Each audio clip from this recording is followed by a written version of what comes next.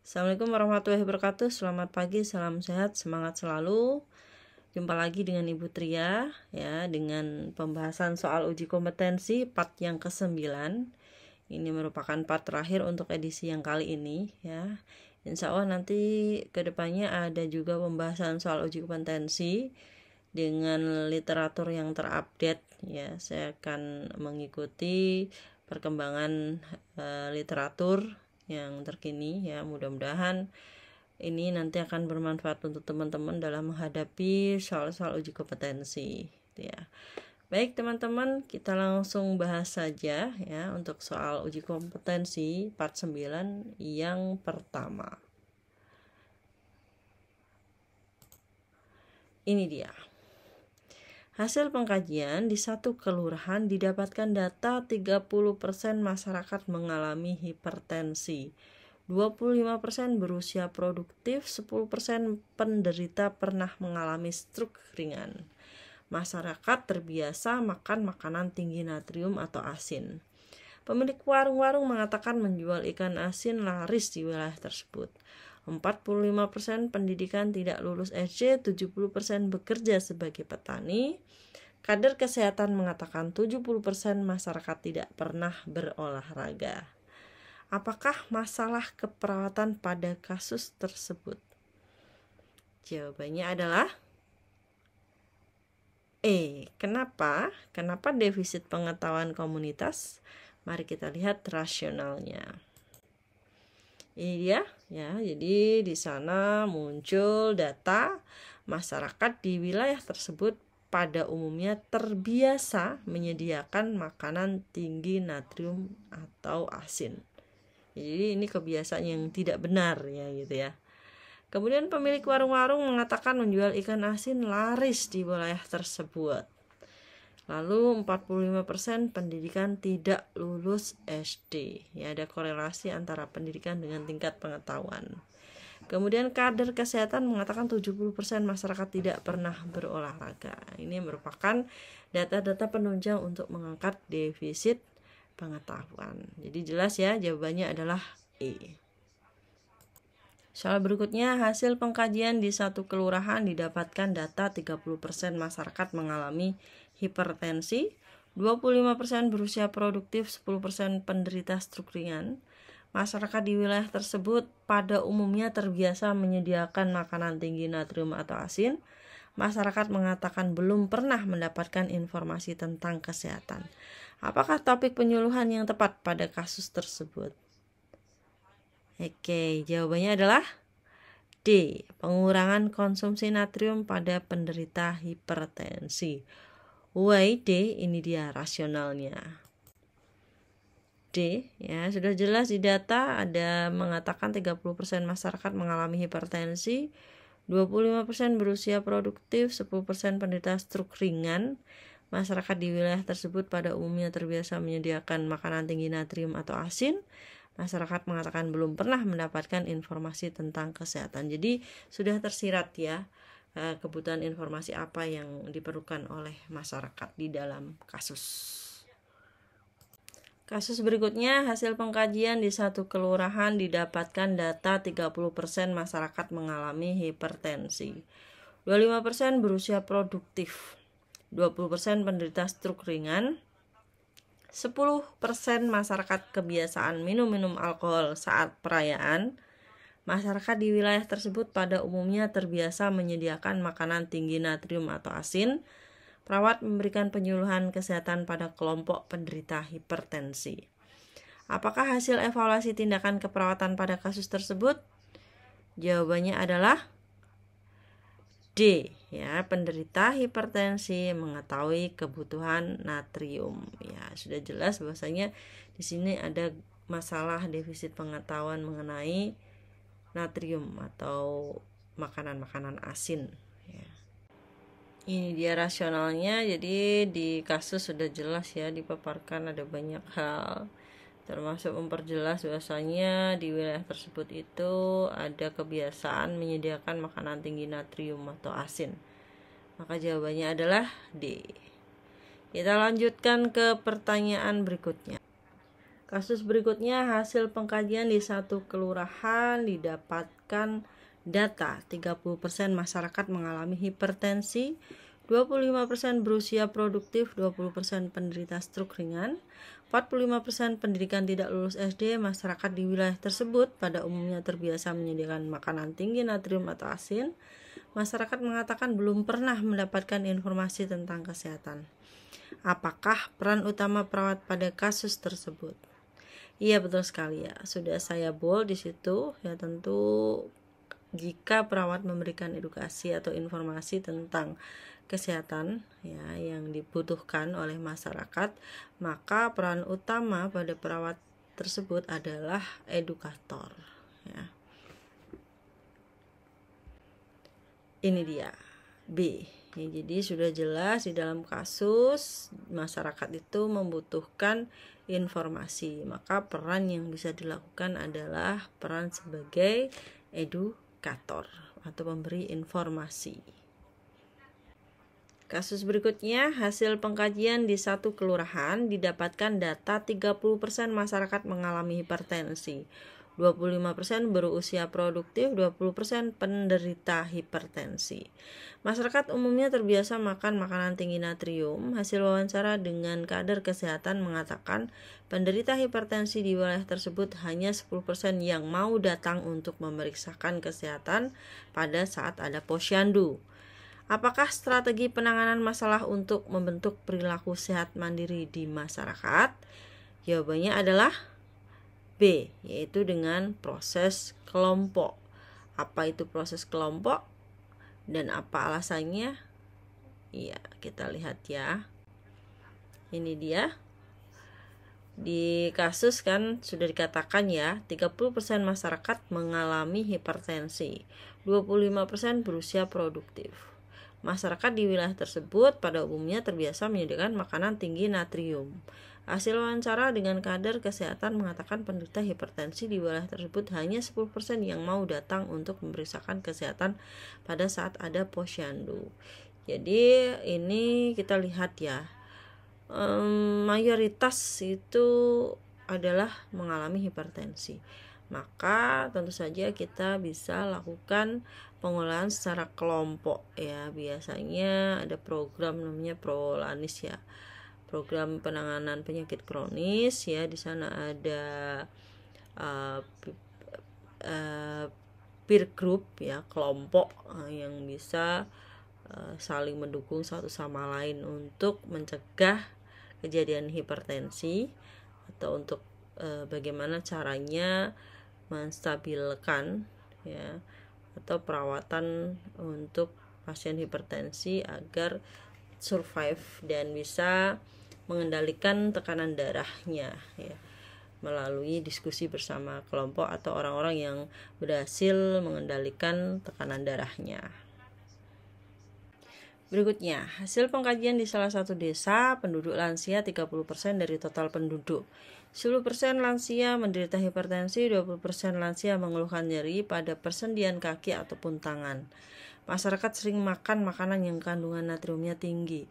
Tingkat pendidikan di wilayah ini 30% tidak lulus SD, 5% lansia juga mengeluhkan nyeri pada tulang belakang. Hanya 5% lansia rutin memeriksakan kesehatan ke posyandu lansia. Kader kesehatan mengatakan lansia sangat jarang memeriksakan kesehatannya. Lalu pertanyaannya, apakah data utama yang perlu dikaji lebih lanjut pada kasus tersebut? Jawabannya adalah ya karena ada ini ya, jarang lansia itu memeriksakan kesehatannya ya di posyandu lansia, kemungkinan ada jarak tempat layanan kesehatan yang jauh. Jadi kita kaji lebih lanjut terkait dengan jarak tempat layanan kesehatan. Kita lihat rasionalnya. Jadi tadi sudah jelas ya, di data itu bahwasanya mayoritas masyarakat mengalami hipertensi, namun mayoritas juga tidak hadir di dalam posyandu ya. Sehingga kita perlu lakukan pengkajian supaya dapat hasil alasan mengapa mereka tidak datang ke posyandu. Jadi jawabannya adalah D. Kasus berikutnya, hasil pengkajian yang didapatkan di salah satu desa, penduduk lansia 30% dari total penduduk. 10% lansia menderita hipertensi, 20% lansia mengeluhkan nyeri pada persendian kaki ataupun tangan. 5% lansia juga mengeluhkan nyeri pada tulang belakang. Lansia 10% tinggal sendiri atau dengan pasangan lansia, tidak ada anggota keluarga lainnya. Hanya 5% lansia rutin memeriksakan kesehatan ke posyandu lansia yang ada di wilayah tersebut. Kader kesehatan mengatakan lansia di wilayah tersebut sangat jarang memeriksakan kesehatannya.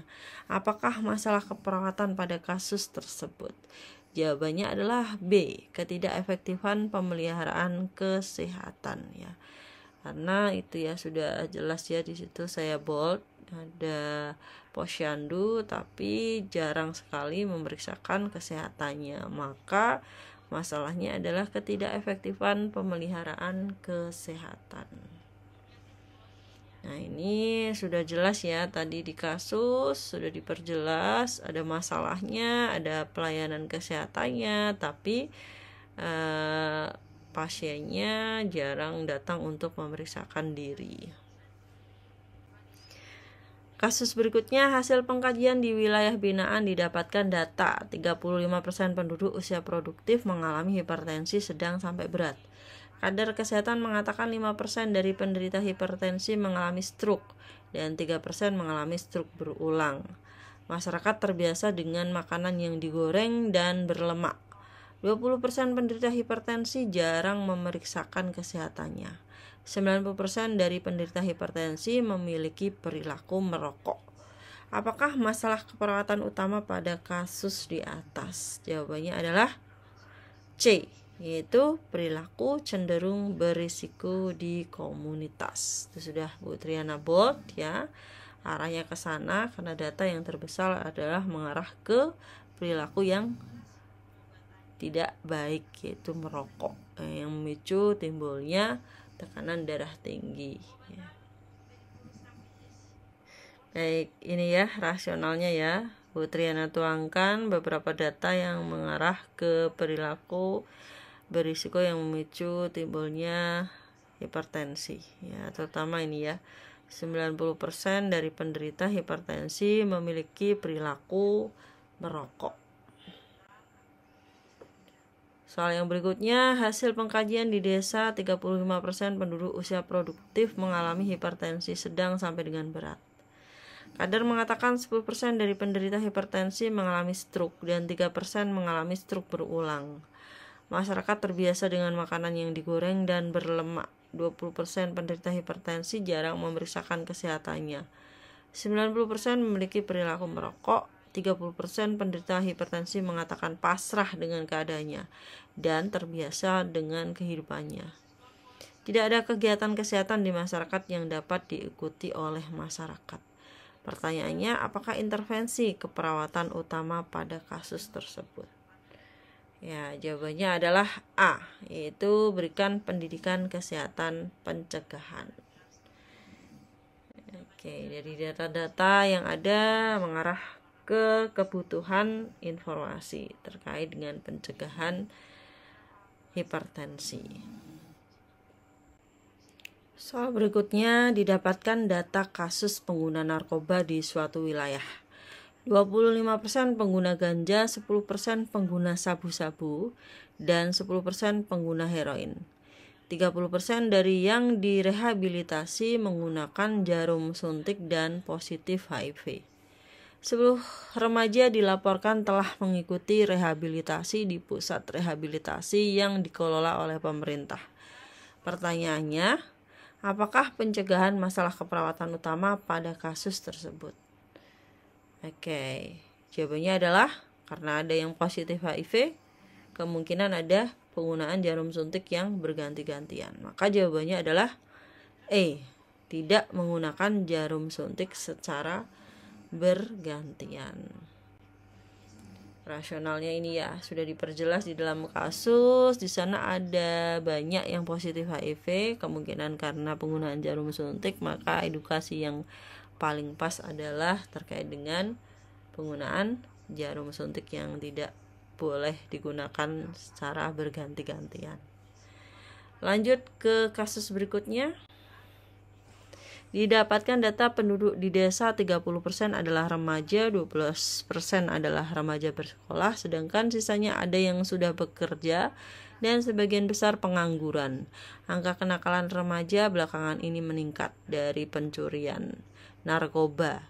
15% remaja setelah tamat SMP sudah menikah, 12% dari remaja yang menikah mengalami masalah pada kehamilan, yaitu abortus.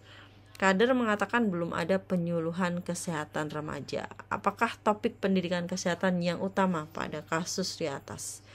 Jawabannya yang tepat adalah betul sekali, D ya, kesehatan reproduksi pada remaja. Karena sudah jelas di kasusnya ya, itu mulai ada pernikahan dini gitu ya, kemudian kehamilan, pada akhirnya terjadi abortus. Untuk rasionalnya sudah jelas tertuang di dalam kasus ya, di sana diperjelas banyak kejadian pernikahan dini ya, banyak remaja yang menikah dini kemudian hamil dan terjadi abortus, dan ini mengarah ke masalah kesehatan reproduksi. Kasus yang terakhir, data di sebuah kelurahan ditemukan kasus HIV positif pada perempuan ibu hamil 30%. 10% ibu melahirkan HIV positif.